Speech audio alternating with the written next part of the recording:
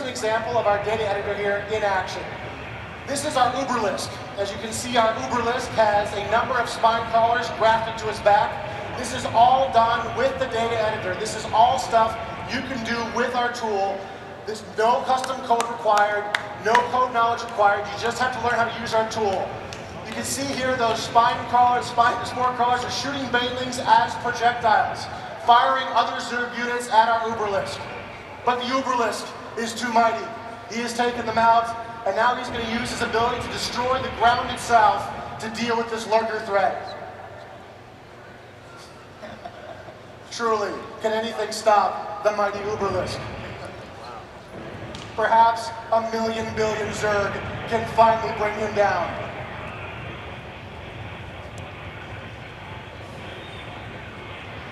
But even as the Uberlisk dies, he will give off a blast of solid energy, destroying his opponents. That's all done with the data editor.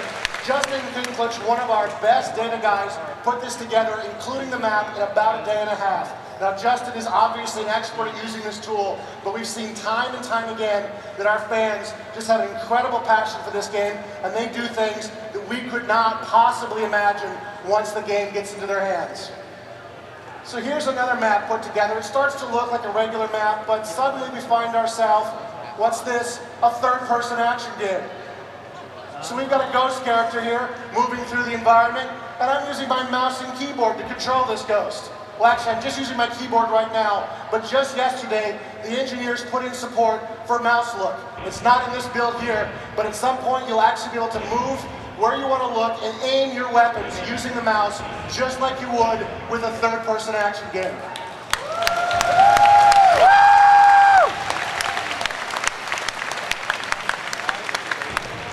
As you can see, we've moved from a rural environment into the city, and we've been fighting against the Zerg. And if that wasn't enough, now we're going to go inside a building and we're going to talk to a character as part of our third-person action RPG. And having spoken to this character, we're going to use some custom UI created in our scripting engine, and we're going to move back into the city and engage the Zerg threat.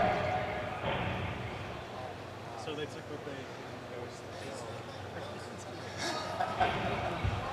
And you can see there's all kinds of monsters in this environment. We can use roaches, we can use hydralisks. Anything that we could use in the RTS game is easily used by our mod makers down here as well. You can make custom units and put them here as well. These are just sort of standard Zerg units that come with the game, but you can put anything you can think of in this environment as our ghost character moves through this environment and just blasts the place up.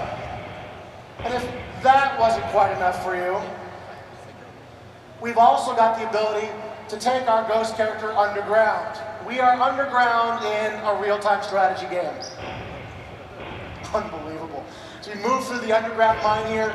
We can continue to engage the Zerg, fighting with our weapons, aiming our weapon carefully. We can engage our cloaking device using custom UI put in by the designer of this mission.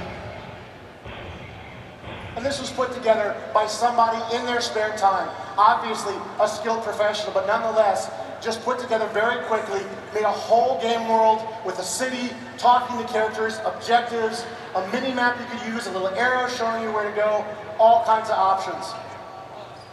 The last thing I'd like to show you here today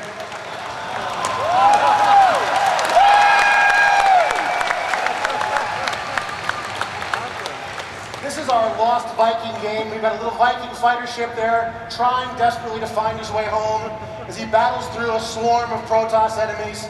And this is just a total action game put together by Monk Song. He's one of our designers who came from the mod community, is now working on StarCraft 2. You see our poor Lost Viking is surrounded by Protoss on all sides.